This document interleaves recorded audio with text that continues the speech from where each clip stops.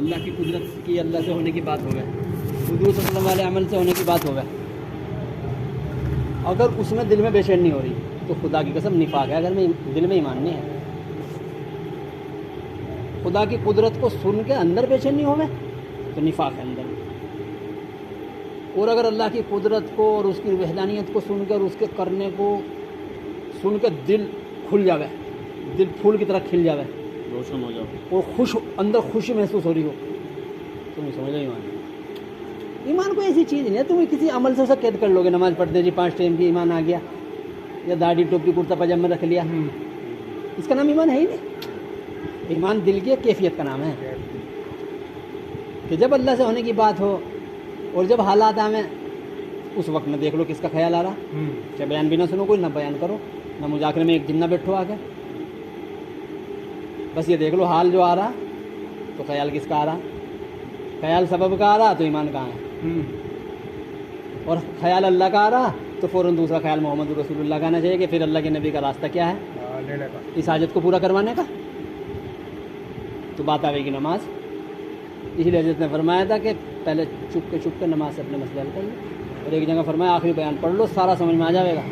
اور حضرت جی مولانا اس سال سے لڑکا آخری بیان پڑھ لو دماغ لگا کے کیا کہہ رہے کیا چاہ رہے, جو کراچی میں پاکستان میں کیا تھا. اور حضرت جی کی یادگار تقریر ایک کتاب ہے اس میں چھپا ہوا ہو گیا, اور باغ 2 میں بھی چھپا ہوا. تو حضرت نے فرمایا تھا جب تم یوں کہتے ہو میرا رب اللہ ہے تو پھر تمہارا اللہ سے لینے کا راستہ نماز ہونا چاہیے. اور اس میں ملے گا کہ جب کہتے ہو رب اللہ ہے تو نماز سے پرورش لو, اور جب نماز سے پرورش لے لو پھر 2 راستے ہیں, چاہے کمانا یا نہ کمانا. پھر حضرت نے آگے فرمایا کہ چھپ کے پہلے اپنے مسئلے حل کر لو. حضرت ساری بات اللہ نے وہ باتیں نکلوائی ہیں حضرت کے منہ سے, وہ باتیں نکلوائی ہیں جو امت کو ضرورت ہے. ایمان بنے گا کیسے؟ حضرت نے فرمایا ایمان نماز سے بنے گا. ایمان جو بنے گا وہ نماز کے راستے سے آئے گا, نہ دعوت کے راستے سے ایمان آئے گا, نہ کسی عمل کے راستے سے ایمان آئے گا. ایمان جو آئے گا وہ نماز کے راستے سے آئے گا. ایمان میں نور جو پیدا ہوگا نماز کے راستے سے پیدا ہوگا. حضرت نے اور ایسی ایسی باتیں ہیں حضرت کی, وہ تو کام کرنے والا عملہ. اسی لیے تو اپنے ساتھی کو کہا تھا وہ اندر کو دیکھتے تھے کہ 20 سال ہو گئے تبلیغ میں لگے ہوئے, دماغ کو گوبر ہی بھرا ہوا ہے. حضرت نے فرمایا تھا ایمان کا نور حاصل کیے بغیر جو کچھ کما کے لا رہے ہو سب ناپاک ہے. جاؤ کماؤ سچ پر, پہلے ایمان کا نور حاصل کرو. پھر فرمایا تھا کہ چپ کے اپنے مسئلے نماز سے حل کرو. حضرت نے یہ فرمایا تھا 100 کا نوٹ جیب میں پڑاؤ, سامنے ہوٹل ہو, بھوک لگی ہو, جائیے نا اللہ سے لئیو, نماز کا عمل کر کے اللہ سے گئی ہو. اب چونکہ محنت ہے نبی اور صحابہ والی, تو اس میں صحابہ نے اپنوں کے بیچ میں رہ کے, کاروبار کے بیچ میں رہ کے ایمان سیکھا ہے, لیکن اپنے جسم کی حاجت کو کاٹ دیا تھا وہاں سے, اپنے جسم کی حاجتوں کو کاٹ دیا تھا. مکے میں تو 13 سال جانے ہی نہیں دیا سبب میں اللہ کے نبی نے, کوئی گیا ہی نہیں. ایک صحابی 125 میں سے کوئی 125 صحابی ہیں مکی زندگی میں جو 13 سال ہیں 125, یہ اتنی آسان بات نہیں یار ایک کی سمجھ میں آ جائے. اچھا جذبہ تمہارا ہونا چاہیے بھائی, اس کی بھی سمجھ میں آ جائے, اس کی بھی سمجھ میں آ جائے, لیکن اس چکر میں زیادہ نہ رہو, جذبہ تو اندر ہو. کیونکہ اگر نماز سے پرورش لیے بغیر تو آدمی دائی بن ہی نہیں سکتا. حضرت نے فرما دیا دائی تو جب بنو گے جب نماز سے لے لو گے. حضرت نے بلکہ اپنے گھر والوں کو بھی مسئلے کہا, پہلے چپ کے اپنے مسئلے حل کر لو, پھر اپنے گھر والوں کے مسئلے حل کرانا. جب گھر والوں کے بھی مسئلے حل کرانے آ جائیں اب دعوت آئی, اب ڈنگے کی چوٹ پہ جا کے کہو گے. کیونکہ اگر اپنے بھی مسئلے چلو, اپنا روٹی پانی لینے لگے اللہ پاک سے, بیوی بچوں کے لیے وہیں جا رہے, تو اب تم دعوت دو گے تو پھر لوگ کیا کہیں گے, کہنے لگا تم کاروبار کر رہا, تو کیوں کر رہا. اب تم کہے گا میں تو بچوں کے لیے کر رہا, وہ کہیں گے ہم بھی تو بچوں کے لیے کر رہے ہیں. جب اپنے بیوی بچوں کے مسئلے بھی حل کرانے آ جائیں نماز سے, اب آئی دعوت, اب کہو گے ڈنگے کی چوٹ پہ جا کے, ورنہ ہاں میں ہاں ملا کے آ جائیں. اور شرک سنیں گے اور دل تل ملانے کا نہیں، شرک سن کے شرک ماننے بھی نہیں ان چیزوں کو، ان کو ماننے بھی نہیں اس بات کی، نہیں، ہم بھی سن کے آ جائیں گے، شرک کے ساتھ عمل. ہم بھی سن کے آ جائیں گے. جو جس طرح پھر کیا نام مولانا سبحان اللہ لگا، پھر وہی بات ہوگی، مندر میں گئے تو مندر والی بات، مسجد میں گئے تو مسجد والی بات، پھر وہ بات ہوگی. اس لیے حضرت نے تو یار ساری چیزیں، حضرت نے ساری چیزوں کو اللہ نے بلوا دیا ہم سے. فرمایا پہلے جہاں بیٹھتے تھے ایمان کی بات کرتے، تب جہاں بیٹھتے ہیں دین کی بات کرتے ہیں. جب دین کی بات کرو گے تو ایمان کیسے سیکھو گے؟ مطمئن کرتے ہیں بس دین ایمان کیسے سیکھو گے؟ کرتے ہیں جی مطمئن دبا کے. بس وہ فضائل بتاؤ گے، پھر اس پر یہ فضائل اللہ کے راستے میں خرچ کرنے کے پھر لوگ پیسے لے کے آئیں گے. لو بھائی کھانا کھا لیو، لو بھائی مسجد بنا لیو، لو بھائی فرش لیا ہو، جوڑ کر لو، اجتماع کر لو. پھر لوگ پیسے دے کے جان بچائیں گے، ایمان کوئی نہیں سیکھے گا. حضرت نے پھر فرمایا تھا پھر جب یہ ہو جائے کہ ہر جگہ بس دینی کی بات، دینی کی بات، پھر ان مجلسوں کو چھوڑ دینا، پھر وہاں چلے جانا جہاں مجلس ایمان لگی ہو. تو ایک مجھے کہنے لگا کہ 20 سال کام کر کے کوئی چھوڑا. میں کہا حضرت جی مولانا نے فرمایا تھا چھوڑ دینا، ان کے کہنے سے چھوڑا. اور میں کہا کام نہیں چھوڑا، وہ مجلس سے چھوڑی جن میں ایمان کی بات نہ ہو. کہ حضرت جی نے کیا فرمایا تھا؟ میں کہا حضرت جی نے فرمایا تھا چھوڑ دینا ان مجلسوں کو، وہاں جائیے جہاں مجلس ایمان لگی بھی ہو. اب ایمان کے علاوہ دیکھو پرہیز کب کرایا جاتا ہے؟ جب تک صحت حاصل نہ ہو، اس کے بعد کوئی پرہیز نہیں ہوتا. ابھی ہم ایمان سیکھ رہے ہیں، اب ایمان کے علاوہ باتیں سنیں گے کچھ بھی تو یہ دل میں ہے نا، دل اس کے الگ سے کان نہیں ہے کوئی، نہ اس کی زبان ہے. جو اس کان میں جائے گا وہ اس میں آئے گا. اس کو تم پردہ نہیں لگا سکتے ہو. یار ایمان بھی سن لو اور بھائی شرک بھی سن لو.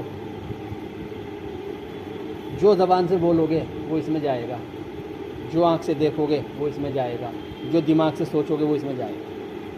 اس کا اپنا ذاتی دل کا کچھ نہیں. اس لیے 13 سال تک مکے میں اللہ کے نبی صلی اللہ علیہ وسلم نے کسی صحابی کو کوئی سبب میں نہیں گیا، کوئی صاحب کوئی کاروبار نہیں کیا صاحب، کیونکہ وہاں جو آ رہا تھا ایمان سے منافق کوئی نہیں تھا. مدینے میں جب آ گئے آپ تو اب مولانا یوسف صاحب رحمۃ اللہ کی زبان سے اللہ تعالیٰ نے مکے اور مدنی دونوں محنتیں بلوا دی ایک جملے میں. جب کہتے ہو میرا رب اللہ ہے تو پھر نماز سے پرورش لو. جب نماز سے پرورش لے لو پھر دو راستے، کماؤ یا نہ کماؤ. اب مکے میں جو ایمان سیکھ رہا تھا وہ اپنی ہر ضرورت آ کے نماز پڑھ کے اللہ سے کرتا. 10 سال تک نماز آئی نہیں تھی، 10 سال کے بعد نماز آئی. 10 سال کے بعد نماز آئی، میرا سے لے کے آئے آپ نے آ کے یہ تھوڑے کہا 5 وقت کی نماز اللہ نے دیا پڑھو. ہم کیا کریں؟ پڑھو نماز. چل بھائی نماز بھی چھوڑ رہا. اور وہاں کیا کہا تھا اللہ کے نبی نے؟ یہ فرمایا تھا اللہ کے، کیونکہ اللہ کے نبی صلی اللہ علیہ وسلم سے جب وہ کہتے تھے اللہ کے نبی بہت پریشانی ہے، شیخ رہے پٹ رہے، اللہ کے نبی کہتے تھے گھبراؤ نہ، ان قریب اللہ راستہ نکالیں گے، ان قریب اللہ راستہ نکالیں گے. 3 سال شب ابی طالب میں رہے، وہ آخری تھا امتحان، تو ان قریب اللہ نکالیں گے، راستہ نکالیں گے. جب کوئی آگے جاتے کہتا کہ اللہ کے نبی دیکھو یہ کیا ہوا، اللہ بس تم سے پہلے کی کھالوں کو لوہے کی کنگھیوں سے ادھیڑ دیا گیا، انہوں نے اف نہیں کیا، تم بھی سے گھبرا گئے.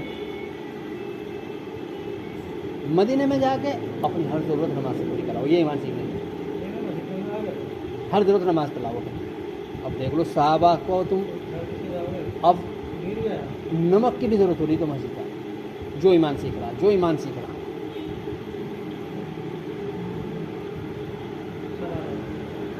حضرت فاطمہ کے گھر میں تو تم نے سنا ہوگا فاقے آئے ہیں. کبھی یہ بھی پڑھا کے ہیں حضرت ابوبکر کے گھر میں فاقے آئے ہیں، گھر والوں کا. حضرت ابوبکر پہ آئے ہوں گے، حضرت عمر فاروق رضی اللہ تعالیٰ عنہ کو تو فاقے سے ہے، لیکن گھر والوں کو نہیں سنا ہوگا کبھی فاقہ ہے. اللہ کے نبی صلی اللہ علیہ وسلم پر فاقہ ہے کبھی سنا تم نے؟ اما عائشہ فاقے سے ہیں، چاہے کھجور اور پانی ہے، کیونکہ ان کی ذمہ داری پوری کر دی. لیکن حضرت فاطمہ رضی اللہ تعالیٰ عنہ نے اپنے سارے حقوق حضرت علی کو معاف کر دیے، دیتے حق کے سب معاف. کسی نے کہا تھا کہ آپ کا جو مرتبہ ہے جنت میں ساری عورتوں کی سردار ہوں گی، اسی لیے تو جو محمد صلی اللہ علیہ وسلم کی بیٹی ہیں، آپ آخری نبی کی بیٹی ہیں. اللہ کے حبیب کی بیٹی ہے کہ نہیں؟ اللہ کے حبیب کی تو اور بھی بیٹیاں ہیں، ٹھیک ہے، اس وجہ سے نہیں ہے. میرا مرتبہ اس وجہ سے اللہ نے رکھا ہے کہ میں نے سارے حق علی پر معاف کر دیے، سارے حق معاف کر دیے. اللہ، کھا کے آتے تھے وہاں. اب حضرت ابوبکر صدیق رضی اللہ عنہ کو بھوک لگی، گھر سے نکل کے آگے مسجد میں بیٹھ گئے. حضرت عمر رضی اللہ عنہ کو بھوک لگی، گھر سے آگے مسجد میں بیٹھ گئے. اللہ کے نبی صلی اللہ علیہ وسلم کو بھوک لگی، سیدھا مسجد آئے. آگے پوچھا بھائی یہاں ایسی دوپہری میں کیسے؟ اب وہ اپنی حاجت کو یا تو اللہ کے سامنے کھولتے تھے، کسی کے سامنے نہیں کھولتے تھے، اپنے بیوی بچوں سے بھی نہیں مانگتے تھے، یا جب نبی پوچھتے تھے تو ان کو بتا، کیونکہ یہاں سے حل نکلے گا کچھ، کوئی عمل بتائیں گے یا جو بھی بتائیں گے ہمیں وہی کرنا ہے. میں نے تو اللہ اور اس کے رسول کے علاوہ اللہ کے نبی کے سامنے بھی اپنی حاجتوں کو جب کھولتے تھے، جب پوچھتے تھے اللہ کے نبی. ہاں اللہ کے نبی پوچھا ہاں بھائی کیسے آئے ہو، اب تو سچ بولنا پڑے گا. کہا اللہ کے نبی کو، آپ نے کہا چلو. ایوب رضی اللہ تعالیٰ کے گھر پہ گئے تو وہ تو کھانا بنایا انہوں نے، مہمان آئے ہیں، کھانا آ گیا سامنے. اب بتاؤ اللہ کے نبی حضرت فاطمہ کا تو نکاح کر چکے ہیں نا، ذمہ داری ختم ہو گئی نا نکاح کے بعد. نکاح کے بعد تو شوہر کی ذمہ داری ہے نا. ذمہ داری کس کی ہے؟ اما عائشہ کی ذمہ داری ہے، بیویوں کی ذمہ داری ہے. روٹی کہاں بھیجی؟ روٹی کہاں بھیجی؟ فاطمہ، ایک روٹی لیا آپ نے، اس کو گوشت رکھا اور کیا کہا فاطمہ کو دیا. اس نے بھی کئی دن سے کچھ نہیں کھایا.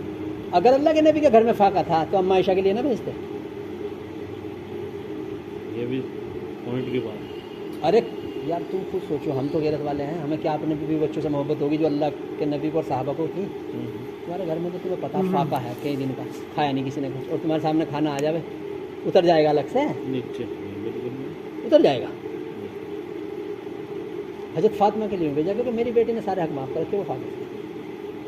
اما عائشہ اور بیویاں حضرت ابوبکر صدیق رضی اللہ تعالیٰ عنہ نے بھی کھانا کھایا، گھر کیوں نہیں بھیجا؟ اگر گھر میں فاقہ ہے تو گھر کیوں نہیں بھیجا؟ کیونکہ اپنے گھر والوں سے بھی سوال نہیں کرتے تھے. اور اب اس کو یوں سمجھ لو، جو یہ کہہ رہے ہیں نا وہ بیچارے لوگ سمجھتے تو ہیں نہیں بات کو. جب حضرت ابوبکر صدیق نے وہ خلیفہ بنایا تو یہ صبح چل دے چادریں لے کے. کہا حضرت عمر فاروق رضی اللہ عنہ ملے، کہاں چلے؟ چادریں پوچھ. کہنے لگے خلافت کا کیا ہوگا، تجارت کرو گے تو کہا پھر اہل و عیال کو کہاں سے کھلاؤں؟ کہا کہاں سے کھاؤں؟ کھلاؤں. اہل و عیال کا نام آیا، اہل و عیال کو کہاں سے کھلاؤں؟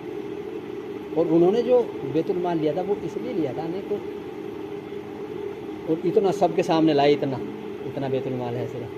اگر وہ کھاتے پیتے مزے کرتے، لوگ کیا کہتے ہیں بیت المال سے پی رہے. ایسی زندگی. اور یوں کہا کہ اہل و عیال کو کہاں سے کھلاؤں. اور حضرت فاروق رضی اللہ تعالیٰ نے بھی یہی کہا جب ان کو خلیفہ بنایا کہ میرے اہل و عیال، لوگوں کو پتہ ہے جب میں خلیفہ نہیں تھا میری تجارت تھی، میرے بھی بچوں کے لیے کافی تھا، لیکن اب مجھے خلیفہ بنا گیا، مسلمانوں کی ذمہ داری دے دی، اب میرے اہل و عیال کا خرچہ طے ہوگا بیت المال سے.